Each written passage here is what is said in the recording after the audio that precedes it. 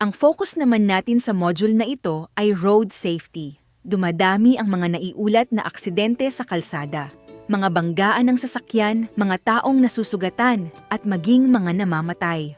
Kaya napakahalaga pong pag-usapan natin ito ngayon.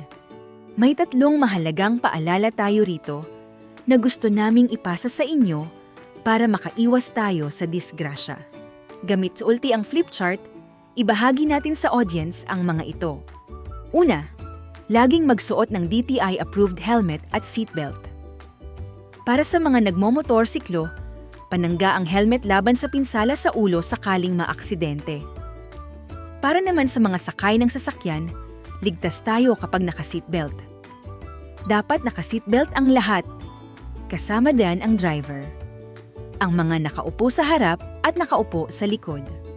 Pangalawa, iwasan ang pagmamaneho habang nakainom ng alak o mga pinagbabawal na gamot. Kapag nakainom tayo, bumabagal ang ating reaksyon at nawawala ang tamang desisyon sa pagmamaneho. Maraming aksidente ang nangyayari dahil sa drunk driving. Kaya kung uminom man, huwag nang magmaneho. Pangatlo, alamin at sundin ang mga traffic signs at road markings. Ang mga senyas trapiko ay gabay natin sa ligtas na pagmamaneho. Iwas disgrasya kung lahat ay sumusunod.